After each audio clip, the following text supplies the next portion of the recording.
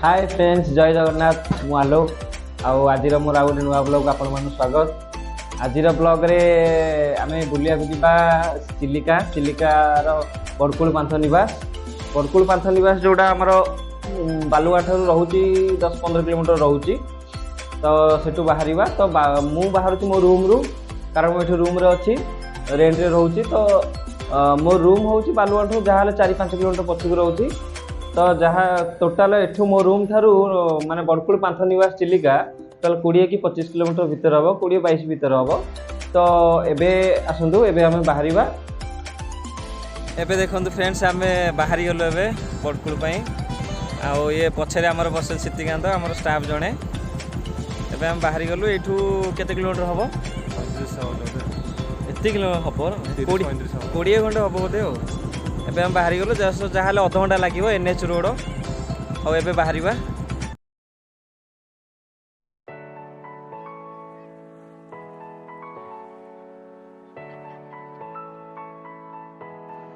यही बर्तमान आमर एनएच जर्नी पूरा स्टार्ट है। देखो आसीगला एनएच एबे टिके रंग रे जाऊँ कारण से आरपटू जावा पड़ो। चल मोर गाड़ी तू चल चली रे। देखो यहाँ भाई माने यहाँ जो कहते यहाँ सुनाखाला छक माने पूरा गोटे एक्सीडेंट जोन प्लेस यहाँ। देखो एपटे गोटे साइड रोड बंद कारण काम चलती। तो वन साइड माने गाड़ी जीवा आसा कर एपटू ट्रक सेपटू ट्रक डेंजरस प्लेसटा यहाँ। बागे अनुसार बागे बागे चलो चलो चलो चलो दी गाड़ी आसनी चलो। एबे आमर स्टार्ट हो गला जर्नी पूरा एबे गाड़ी पूरा 100 चलो कारण एबे रोड फांका आसीगला। ये देखो सामान गोटे बोर्ड मरा है बोर्ड लिखा जाए बालुगाँ 11 किलोमीटर और ब्रह्मपुर 90 किलोमीटर। ये जो बालुगाँ लिखा है बाँपट साइड गोटे रोड अच्छी माने तल रोड जोड़ा पूरा बालुगाँ टाउन को पड़ी। आम तो बड़कुल जीवा ना तेणु आम पूरा बाईपास दे पलैबा। देखो से रोडटा देखेबी तलपट रोड देखेबी।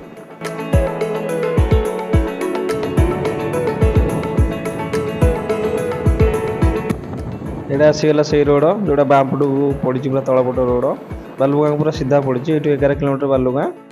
आम बालुगाँ को तो जीवानी तेणु आम जा बड़कुल तेणु आम सीधा आगे माड़ी चलू।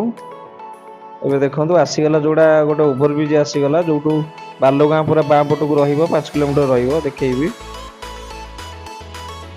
यहाँ हूँ से ओभरब्रिज देखो बोर्ड मराई बालुगाँ को ये 5 किलोमीटर रही। आम जो रिटर्न करवा बालुगाँ देकी रिटर्न करवा कारण बालुगाँ माछ मार्केट टे देखेबी चिलिका कूल को भी जीवा तापर आसला बेले यही ओभरब्रिज ही उठा एनएच को। एबे देखो सांग मैंने आसीगला जोड़ा बड़कुल को पूरा रास्ता बोर्ड मराई बड़कुल पर्यंत जोड़ा एनएच जर्नी से आमर ये खत्म है। एबे आम टे गाड़ी गड़ेलु तलू को चलतु आगू जीवा बड़कुल पूरा पाखे आसला यू जमार आउ 300 कि 400 मीटर रही। आगू गले टिके देखेबी चिलिका ढाबा देखूँ ये भी बस बस ये लगे। देखो यहाँ हूँ चिलिका ढाबा पूरा फेमस ढाबा ना बहुत शुणी थे। टूरिस्ट टाइम मानक पूरा चिलिका ढाबा बहुत लोग पूरा जाम होता।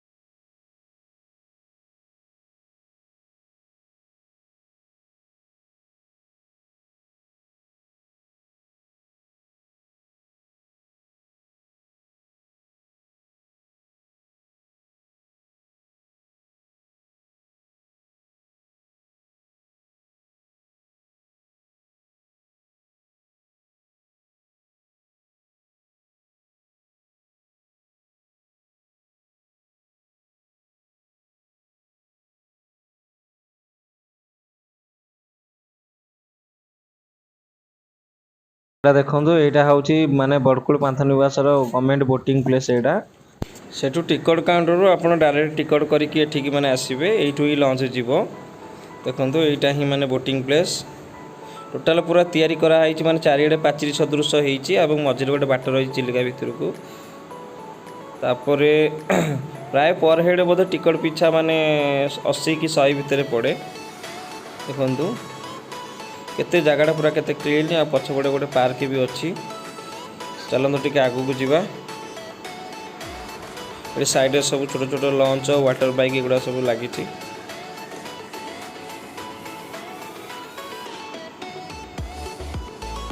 ଦେଖନ୍ତୁ ପଛପଟେ ପାର୍କଟାକୁ ଟିକେ ଆଉ ଟିକେ ଭଲସେ ଦେଖନ୍ତୁ। ପାର୍କ ପ୍ରାୟ ଏବେ ଅଚଳ ଅବସ୍ଥା ହେଇଗଲାଣି। ଏ ଯେଉଁ ୱାଟର ଶୋ ଥାଏ ଏଗୁଡ଼ା ସବୁ ବନ୍ଦ ହେଇଯାଇଛି। ଭିତରେ ରେଷ୍ଟୁରାଣ୍ଟ ବି ଥିଲା, ବହୁତ ରେଷ୍ଟୁରାଣ୍ଟ ବି ବନ୍ଦ ହେଇଯାଇଛି।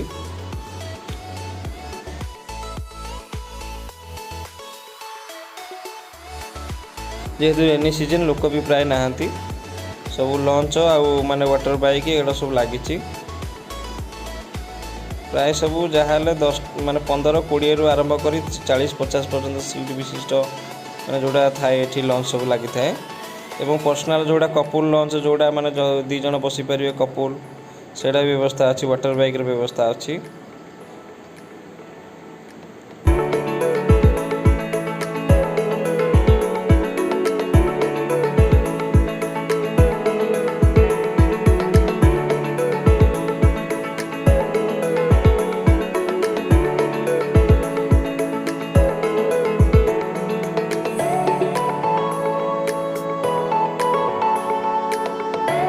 ଭିତରେ ଆପଣ ମାନେ ବୋଟିଂ କରିପାରିବେ ଏବଂ ଆପଣ ଯଦି ଏଠୁ ବୁକିଂ କରିପାରିବେ ମାନେ କାଳି ଯାଇକି ବି ଯାଇପାରିବେ। କାଳି ଯାଇକି ପୁରା ଏଇ ବାଟ ଦେଇକି ଡଙ୍ଗା ଯାଉଛି, ଏଇ ବାଟ ଦେଇକି ଲଞ୍ଚ ଯାଉଛି। ଦେଖନ୍ତୁ ମାନେ ବାଟ ଅଛି ଚିଲିକା ଭିତରକୁ। ଆଉ ଏଠି କାଳି ଯାଇ ପୁରା ଯେଉଁଟାକି ବୋଧେ 45 ମିନିଟ୍ର ବାଟ।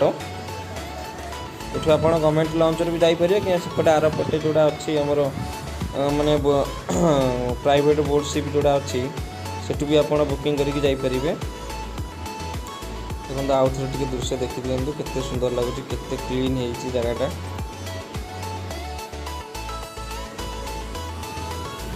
ଆପଣ ଏଠି ବଡ଼କୁଳ ଯଦି ଆସିବେ, ମାନେ ଭୁବନେଶ୍ୱର ଯଦି ଆସିବେ, ଭୁବନେଶ୍ୱର ପୁରା ସାଉଥ୍ ରୋଡ଼ ଯେଉଁଟା ବ୍ରହ୍ମପୁର ରୋଡ଼ 145 କିଲୋମିଟର ରହୁଛି। ଆଉ ବ୍ରହ୍ମପୁରରୁ ଏଇଟା 70 କିଲୋମିଟର ରହୁଛି। ବଡ଼କୁଳ ପାନ୍ଥନିବାସ ଚିଲିକା। ଦେଖନ୍ତୁ ଏଠି ସାଙ୍ଗମାନେ 2ଟା ନୂଆ ମାନେ ଲଞ୍ଚ ଆସିଛି, ଥୁଆ ହେଇଛି, ଚାଲିନି ବୋଧହୁଏ, ଦେଖିଲେ ଯାହା ଜଣାପଡ଼ୁଛି। ଏବେ ନୂଆ ଆସିଛି।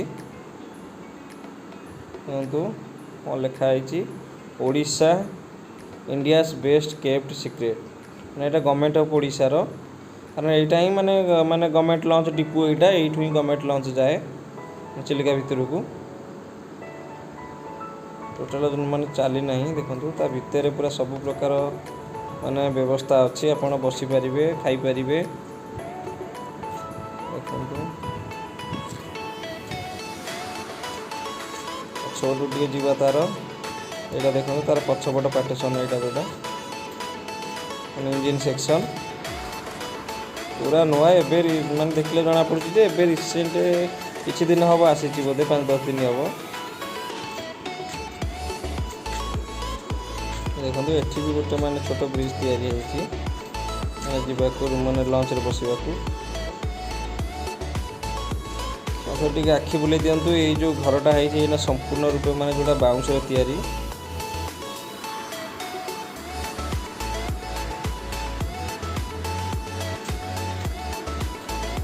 କୌଣସି ପ୍ରକାର କଂକ୍ରିଟ୍ ଏଥିରେ ବ୍ୟବହାର ହେଇନି। ଦେଖନ୍ତୁ ଆଉ ଦୌଡ଼ା ଫୌଡ଼ା ବନ୍ଧା ହେଇଛି, ବୋଧେ ନୂଆ ତିଆରି। ଏବେ ଆମେ ଚାଲିଲୁ ମାନେ ଆଗ ପଟକୁ, ଆହୁରି ଟିକେ ଆଗକୁ ଯିବା। ଯେଉଁ ଦୁଆର ମୁହଁଟା ଦେଖାଉଥିଲି ଚିଲିକା କେମିତି ହେଇଛି, ମାନେ ସେପଟକୁ ଆମେ ଚାଲିଲୁ। ବାହାରିବା ସେପଟକୁ ଯିବା, ଟିକେ ପ୍ରାଇଭେଟ୍ ଯେଉଁଟା ମାନେ ପ୍ରାଇଭେଟ୍ ବୋଟ୍ ପାଖକୁ ଯିବା, ସେଠି ବି ଟିକେ ବୁଲିକି ଦେଖେଇବା। ଦୋକାନ ବଜାର ଏଗୁଡ଼ା ସବୁ ପ୍ରାୟ ବନ୍ଦ ହେଇଗଲାଣି, ବେଶୀ ଖୋଲିନି, ଅଳ୍ପ ଅଳ୍ପ ଦୋକାନ ବଜାର ଖୋଲିଛି। ଆଉ ଯେତେବେଳେ ଟୁର୍ ଟାଇମ୍ରେ ଆସେ, ଶୀତ ଦିନେ ଆସେ, ଦେଖିବେ କେତେ ମାତ୍ରାରେ ଲୋକ ଏଠି।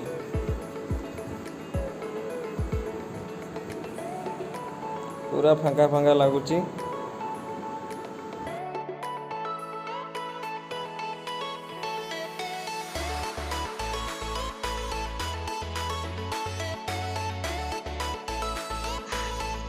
प्राइवेट बोटिंग प्लेस जावा पूर्व माने एपड़ को पलि आसिल जो भाषमान अवस्था गोटे माने मैंने अस्थायी गोटे जोटा पोलर कहले चले प्लास्टिक ड्रम्र ये पलि आसलु बुलाबुली कलु एठू भी गोटे भ्यूटा गोटे माने पूरा अलग प्रकार देखु चारिपट नजारा केमती अच्छी बोट फोट सब थुआई भल लगुच प्राय जो लोक सब आसिले प्राय ये अधिक फोटो फोटो उठाती आउ रिल्स फिल्स भी करती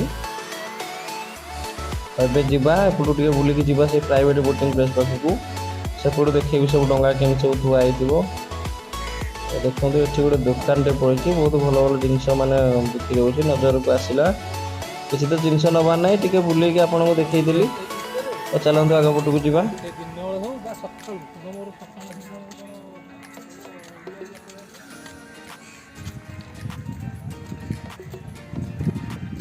सेपटू उठी जावा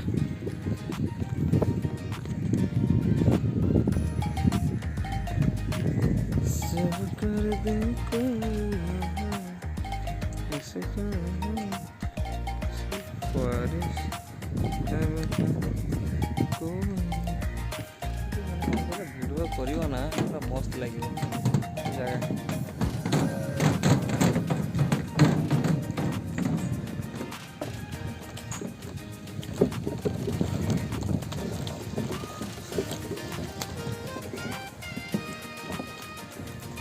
एटा हूँ सांग मैंने जोड़ा प्राइवेट बोटिंग प्लेस एटा सेपटे जो आम पूर्व बुलिक आसे हूँ गवर्नमेंट बोटिंग प्लेस माने गवर्नमेंट ऑफिस टिकट करके आनिकी तापर से माने बसिकी जी चिलिका भितर को आटा हूँ प्राइवेट बोट देखो ये तो बेसी किसी डंगा ना जो टूर टाइम पलि आस माने विंटर सीजन पलि आसो से डंगा पूरा फुल हो भरपूर हो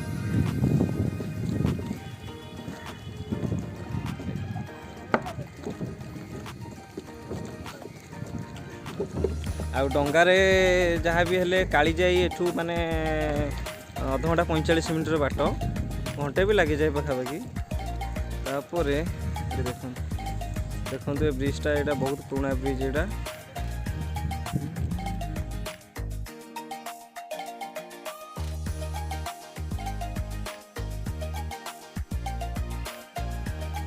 आम दी जन चलू पुणी आहरी आगू जी पूरा से लास्ट जाए जीवु से चिलिका भितर को जोटा एंट्री गेट अच्छी से पूरा से पाखक जीवु से पाखक जाकि देखिए टोटाल मान चिलिका भ्यूटा आज तो काली जाई जीवा समय हेनी कारण आम आसला बेलू माने 3टा 4टा हो जाता देखु बोटिंग भी सेते किसी होनी माने कारण पूरा फांका फांका सब काऊ उड़ुंट ये समय देखो माने टूरिस्ट प्लेस जत्न निआनी केते परिमाण अपरिष्कार हो पड़ी ये साइड सब भी माने माने जो सब जो अलिया पड़ी थाए माने ये दुर्गंध सब आसता है टूर टाइम ही गले ही एगुड़ा परिष्कार करा जाए।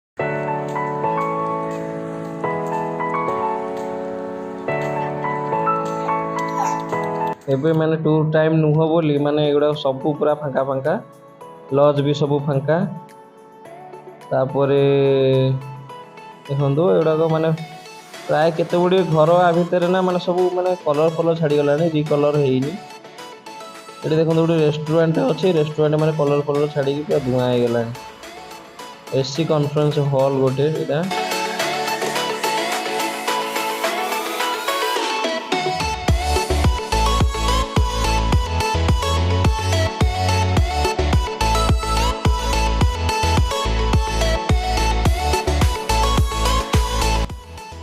एबे आसीगला जोड़ा बड़कुड़ पांतनिवासर पार्किंग प्लेस जोड़ा 4 व्हीलर 2 व्हीलर सब आर भितर ही पार्किंग हुए टूरिस्ट टाइम रे देखो जमा ही ना माने टूरिस्ट ना गोटे कि 2टा गाड़ी मात्र पार्किंग है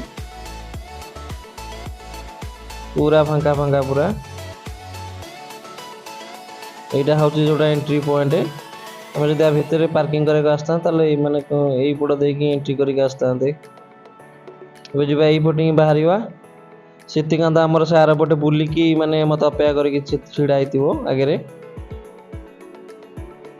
यही तो टोका देखा छिड़ा पूरा बाइक धरिकी सब रेस्टोरेंट सब पुराना हो गला माने कलर छाड़ी गला सब या भितर थी जो रेस्टोरेंट को माने लोक एत आसुना सब बाहर खाई दौरान बाहर भल भल रेस्टोरेंट सब अच्छी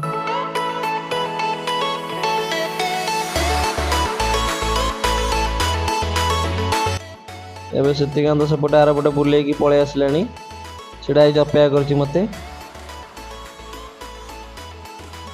आउ थे पांथनिवासटा आउ थे भलसे देखी दिंतु जो आसे प्रथम पहुँचे ये टिकट बुकिंग फुकिंग करके नहीं जी से मैंने जी चिलिका भितर को आम रिटर्न कलु रिटर्न कलापर आम टे जा बालुगाँ ये तलपट रोड देकी जीवा एनएच देकी जीवानी कारण एनएच 5 किलोमीटर रोचे बालुगाँ आम सेपट न जाकि एथर तलबाट रोड जीवा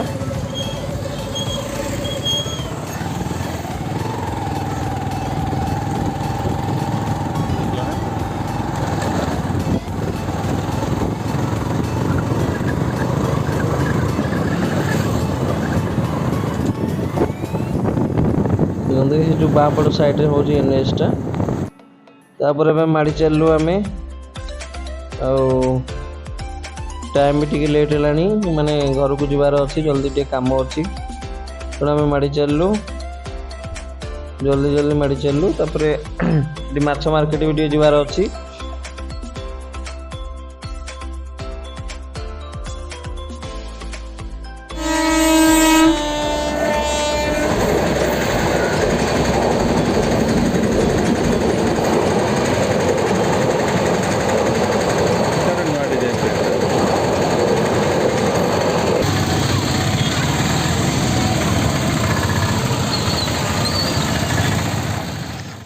ट्रेन लाइन छाला आम चलू बालुगाँ टाउन भीतर को माड़ी चलू देखु बालुगाँ टाउन माने एंट्री आसीगला बालुगाँ विज्ञापित अंचल परिषद आपन को स्वागत जनाऊँगी धन्यवाद। ए देखु बालुगाँ बजार आसीगला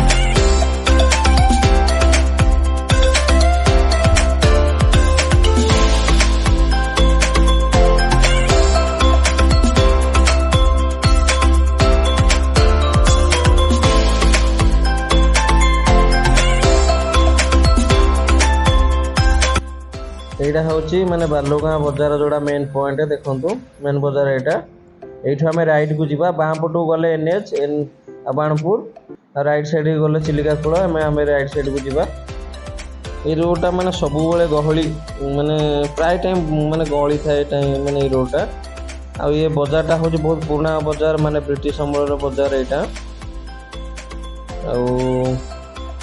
चिलिका कूल चिलिकार तो माने अच्छी माने इतिहास अच्छी माने माने बोईत बंधाण इतिहास अच्छी यहाँ ଯିବା ପ୍ରଥମେ ଚିଲିକା କୂଳକୁ ଯିବା।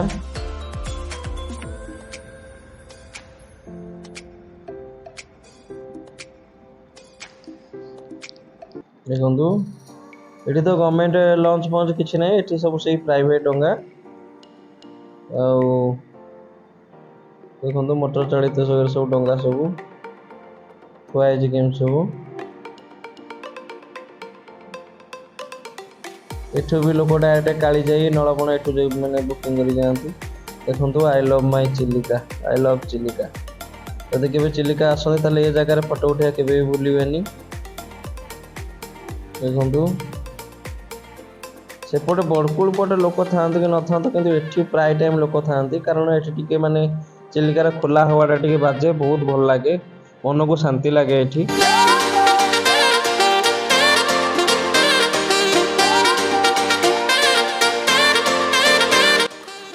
ମୁଁ ବି ଯେତେବେଳେ ଆସେ ଚିଲିକା କୂଳକୁ ମାନେ ବାଲୁଗାଁକୁ ଆସେ, ପ୍ରଥମେ ମାନେ ଏଇଠି ଟିକେ ବସେ, ବହୁତ ଭଲ ଲାଗେ। ମୁଁ ଆସେ ସେ ଆଫ୍ଟରନୁନ୍ ମାନେ ସନ୍ଧ୍ୟା ଟାଇମ୍ରେ ଆସେ, 5ଟା 6ଟା ଭିତରେ ଆସେ। ଟିକେ ସନ୍ଧ୍ୟା ହେଇଥିବ ଟିକେ ବସିକି ଯାଏ, ଅଧଘଣ୍ଟା ଘଣ୍ଟେ ବସିକି ଯାଏ, ବହୁତ ଭଲ ଲାଗେ। ମାନେ ଯେତେ ମାନେ ଟେନସନ୍ ଥାଆନ୍ତୁ ନା ଏଇ ଜାଗା ଟିକେ ବସିଯିବେ, ଯେମିତି ସମୁଦ୍ର କୂଳ ଯେମିତି ଫିଲ୍ ହୁଏ ଏଠି ବି ସେମିତି ଫିଲ୍ ହୁଏ। ଦେଖନ୍ତୁ କେତେ ମାତ୍ରାରେ ସବୁ ଡଙ୍ଗା ଥୁଆ ହେଇଛି। ଆହୁରି ବହୁତ ଡଙ୍ଗା ରୁହେ ମାନେ ଏ ଜାଗାରେ, କିନ୍ତୁ ଏବେ ଟିକେ ମାନେ କମ୍ ଅଛି। ଏଇଟା ଏଇ ଯୋଉ ବାଟ ମଝିରେ ଏଇଟା ଚିଲିକା ଭିତରକୁ ଯିବାକୁ ବାଟ। ଦେଖନ୍ତୁ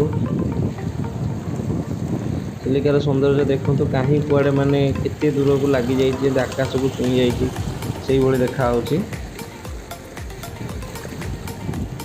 ଚିଲିକାର ପାଣି ଯେମିତି କୂଳ ଲଙ୍ଘିବ ଲଙ୍ଘିବ ହଉଛି। କେତେ ମାତ୍ରାରେ ଲୋକ ଆସିକି ମାନେ ଚିଲିକାର ହାୱା ଖାଉଛନ୍ତି। ଦୂରରେ ଦେଖନ୍ତୁ ପାହାଡ଼ର ମାନେ ଦୃଶ୍ୟ କେତେ ସୌନ୍ଦର୍ଯ୍ୟ, ମାନେ କେତେ ସୁନ୍ଦର ଦେଖାଯାଉଛି। ଏବେ ଯିବା, ଆମେ ଟିକେ ଫେରି ଯିବା, ସନ୍ଧ୍ୟା ପାଖେଇ ଆସିଲାଣି, ମେଘୁଆ ଏବେ ଟିକେ ହେଲାଣି। ଏବେ ଟିକେ ଯିବା ମାଛ ମାର୍କେଟ ଟିକେ ଯିବା। ଯେହେତୁ ସନ୍ଧ୍ୟା ହେଇ ଆସିଲାଣି, ଆଉ ମାଛ ମାର୍କେଟରେ ବି ଏତେ ବେଶୀ ମାଛ ନଥିବ, ଥିବ ଯାହାହେଲେ କିନ୍ତୁ ଏତେ ବେଶୀ ନଥିବ, କାରଣ ମାନେ ବହୁତ ପ୍ରକାର ମାଛ ଆପଣ ସକାଳ ବେଳା ହିଁ ପାଇବେ। କାରଣ ସକାଳ ବେଳା ହିଁ ମାନେ ଡଙ୍ଗା ଆସିକି ସବୁ ମାଛ ଡଙ୍ଗା ଲାଗିଥାଏ ଗୋଦାମରେ। ଆଉ ମାନେ ବହୁତ ଜାତି ଜାତିର ମାଛ, ବହୁତ ପ୍ରକାର ମାଛ ଏଠି ଥାଏ। ଆଉ ସାଙ୍ଗେ ସାଙ୍ଗେ ଭୁବନେଶ୍ୱର ବ୍ରହ୍ମପୁର ସବୁ ଚାଲାଣ ହେଇଯାଏ। ଦେଖନ୍ତୁ ପହଞ୍ଚିଗଲା ମାଛ ମାର୍କେଟ।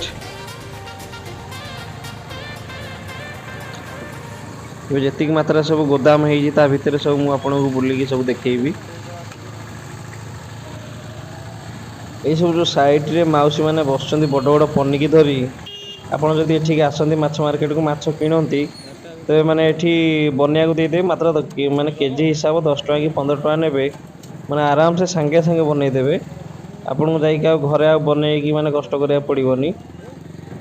ବନେଇ ଦେଇକି ମାନେ ବରଫ ନେଇ ଦେଇକି ବି ନେଇପାରିବେ ଆପଣ ଏଠୁ। ଦେଖନ୍ତୁ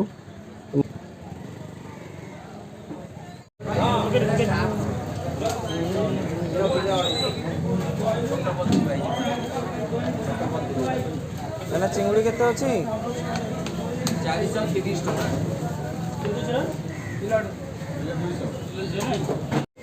ଆଉ ତମେ ତ ମନା କରୁଛ। ମୁଁ ନେଇ କଣ କରିବି? ମୋତେ ତ ଆମିଷ କରିବନି, ମୁଁ ନେଇ କଣ କରିବି?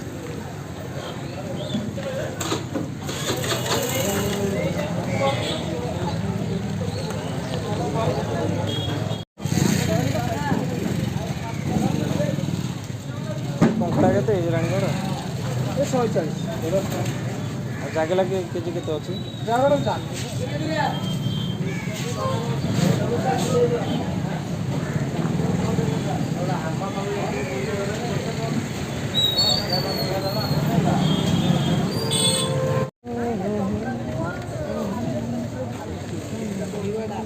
କାମ କିଛି ନାହିଁ ଆମର।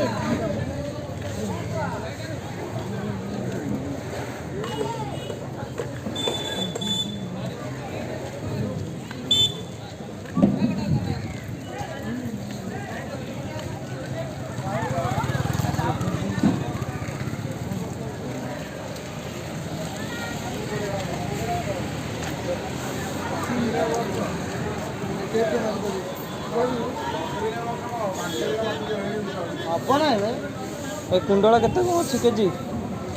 କୁଣ୍ଡଳି କୁଣ୍ଡଳି ଏଇଟା ଏଇଟା କୁଣ୍ଡଳଟି କୋଉଟା କୁଣ୍ଡଳ 300 ଟଙ୍କା ଭାଇ କୋଉ ଏ ଭାଇ କୁଣ୍ଡଳ କୁଣ୍ଡଳ କହିବ ବୋଲେ କଣ ଦେଖା ହେଉଛି କୁଣ୍ଡଳ ନାହିଁ କୁଣ୍ଡଳ ସକାଳ 10ଟା ହବ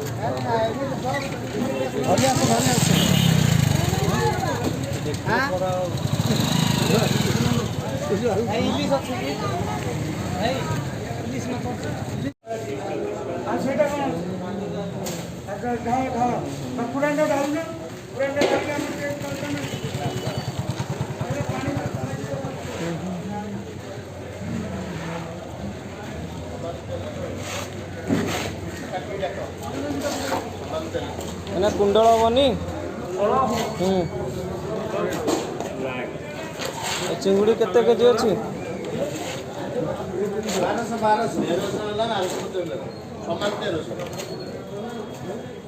ବାଗା ଦେଖ ଯେଉଁ ଛୋଟ ସାଇଜ୍ଟା ମିଡ଼ିୟମ୍ ସାଇଜ୍ଟା କେତେ ଅଛି କେଜି?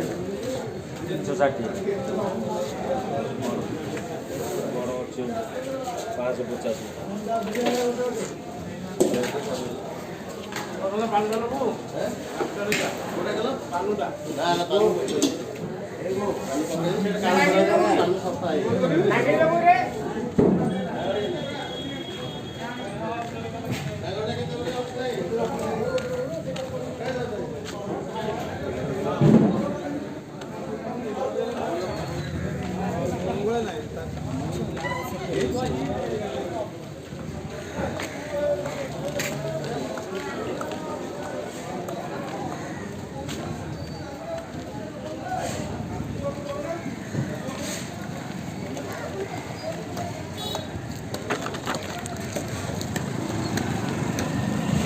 ସନ୍ଧ୍ୟା ହେଇ ଆସିଲାଣି ମେଘ ବି ଉଠେଇଲାଣି ଆମେ ଫେରି ଆସିଲୁ ଆଉ ଦେଖନ୍ତୁ ଏଇଟା ବାଲୁଗାଁ ବଜାର ସନ୍ଧ୍ୟା ହେଇଗଲାଣି